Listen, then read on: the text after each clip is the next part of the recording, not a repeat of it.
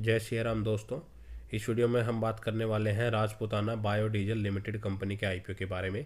तो यह एक एसएमई आईपीओ है। कंपनी का आईपीओ कब से खुलने वाला है, कितने करोड़ रुपए का कंपनी इशू साइज लेके आई है, कंपनी बिजनेस क्या करती है, उसके फाइनेंशियल क्या है, उसका करंट ग्रे मार्केट प्रीमियम क्या चल रहा है, कंपनी किस वजह से पैसा रेज कर रही है, इस आईपीओ में हमें कितना लिस्टिंग गेन मिल सकता है और हमें इस आईपीओ को अप्लाई करना चाहिए या नहीं करना चाहिए, ये सारी ही बातें मैं इस वीडियो में कवर करूंगा। तो लास्ट तक वीडियो को जरूर देखिएगा। अगर सबसे पहले मैं कंपनी के बिजनेस की बात करूं तो कंपनी जो स्थापना है 2016 में हुई थी। कंपनी मेनली बायोफ्यूल बनाने का बिजनेस कर रही है और उसके प्रोडक्ट पोर्टफोलियो में ग्लिसरीन एंड फैटी एसिड जैसे वो कंपनी प्रोडक्ट बनाती है। कंपनी का जो मेनली बिजनेस है वो है बायोडीजल बनाने का। कंपनी बायोडीजल जो बनाती है वो रिन्यूएबल है, बायोडिग्रेडेबल फ्यूल होता है, जो कि कंपनी किससे मैन्युफैक्चर करती है, non edible vegetable oils, recycle restaurant grease, tallow, methanol, इनसे वो कंपनी बनाती है। इसके अलावा कंपनी ग्लिसरीन भी बनाती है और ग्लिसरीन कई जगह इंडस्ट्रीज में यूज होता है।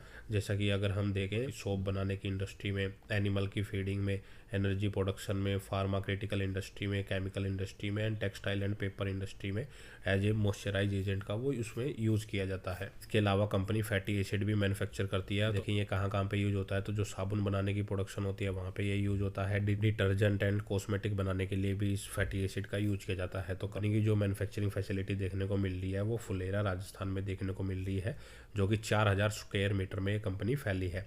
और कंपनी की अप्रूव्ड जो प्रोडक्शन कैपेसिटी है वो 30 किलो लीटर पर डे की है और फिलहाल company 24 kilo litre per day पे अभी काम कर रही है। तो कंपनी के पास 6 किलो लीटर पर डे की एक्स्ट्रा कैपेसिटी अभी फ़िलहाल है। तो कंपनी अगर उसको आने वाले टाइम में एक्सपेंड करती है तो कंपनी का बिजनेस और ज़्यादा ग्रो कर सकता है। अगर हम कंपनी के प्रोडक्ट पोर्टफोलियो की बात करें तो उसमें कंपनी का biodiesel, crude glycerine, caustic potash flake, wastage sludge, used cooking oil, esteric fatty acid, methanol, citric acid, refined rice oil, crude sunflower oil, sodium methoxide, RBD, palm stearin. के अलावा company job work भी करती है जिसमें glycerine की वो semi refining करती है एंड फैट्स की भी रिफाइनिंग करती है, वो अदर जो उसके कस्टमर्स हैं उनके लिए। कंपनी में फिलहाल 31 जुलाई 2024 के अकॉर्डिंग 30 परमानेंट एम्प्लॉय अभी काम कर रहे हैं।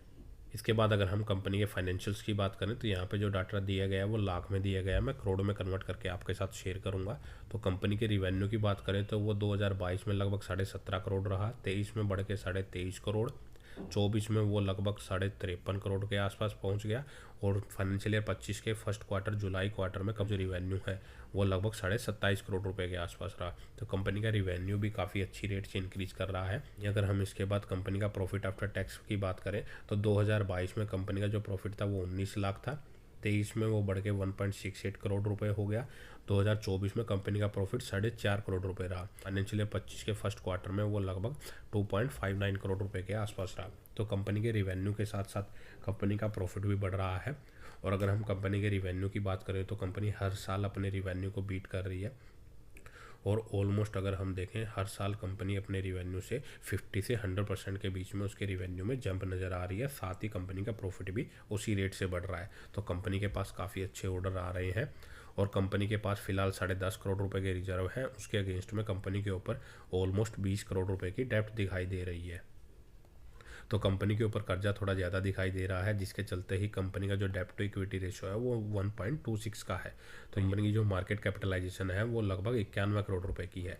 इसके कंपटीटर से अगर हम कंपेयर करते हैं कि कंपनी ने जो ये आईपीओ की वैल्यूएशन रखी है, चीपेस्ट रखी है, महंगी रखी है, तो अगर हम कंपनी के कंपटीटर्स में यहाँ पे एक ही नाम दिखाया गया है, कोटियाक इंडस्ट्री लिमिटेड, उसका जो पी रेशो चल रहा है वो 51 का चल रहा है, तो इस कंपनी का वो 5.06 का देखने को मिल रहा है। तो इसका जो कंपटीटर है उसका पी रेशो थोड़ा हाई चल रहा है इस कंपनी के मुकाबले, लेकिन उस कंपनी का अर्निंग पर शेयर भी इस कंपनी के मुकाबले काफ़ी ज़्यादा देखने को मिल रहा है। तो ओवरऑल हम कह सकते हैं कंपनी ने जो आईपीओ की वैल्यूएशन रखी है वो ठीक ठाक ही रखी है, ना ज़्यादा वो आईपीओ वैल्यूएशन महंगी रखी है, ना ज़्यादा सस्ती।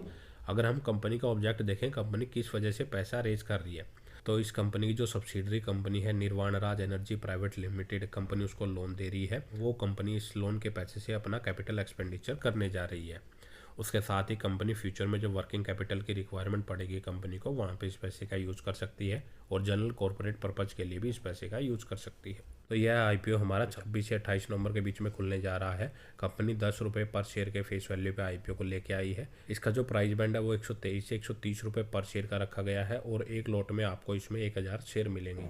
कंपनी टोटल इशू साइज लगभग 24.7 करोड़ रुपए का लेके आई है और सारा का सारा फ्रेश इशू के जरिए मार्केट से पैसा रेज कर रही है। सारा का सारा पैसा यहाँ से मार्केट से रेज होगा वो कंपनी के ऊपर ही लगाया जाएगा। 29 नवंबर के दिन हमें इसके अलॉटमेंट का पता लगेगा। जिनको अलॉटमेंट नहीं मिलता उनका रिफंड 29 नवंबर को ही क्रेडिट हो जाएगा। जिनको अलॉटमेंट मिल जाएगा उनके शेयर उनके डीमैट अकाउंट में 2 दिसंबर तक क्रेडिट हो जाएंगे, या फिर 3 दिसंबर को जब इस आईपीओ की लिस्टिंग होगी तो 10 बजे आईपीओ की लिस्टिंग होती है, उससे पहले उनके शेयर उनके डीमैट अकाउंट में क्रेडिट हो जाएंगे। और रिटेल कैटेगरी के लिए इसमें 35% का कोटा रिजर्व रखा गया है और रिटेल कैटेगरी में हम मिनिमम और मैक्सिमम एक ही लॉट अप्लाई कर सकते हैं, जिसके लिए हमें 1,30,000 रुपये इसमें पे करने पड़ेंगे। आईपीओ जो प्रमोटर्स की होल्डिंग चल रही है वो 90% की चल रही है और पोस्ट आईपीओ वह घट के लगभग 65.68% की रह जाएगी। ऑलमोस्ट हम कह सकते हैं कि 25% की हिस्सेदारी यहाँ पे प्रमोटर अपनी बेच रहे हैं। इसके बाद अगर हम कंपनी का current grey market premium check करें तो आज के दिन इसका जो ग्रे मार्केट प्रीमियम चल रहा है वो 65 रुपये के आसपास चल रहा है, जो कि टोटल 50% के आसपास देखने को मिल रहा है। 130 रुपये कंपनी का इशू साइज है। एक 65 रुपये का अलग से लिस्टिंग गेन आपको दे सकता है।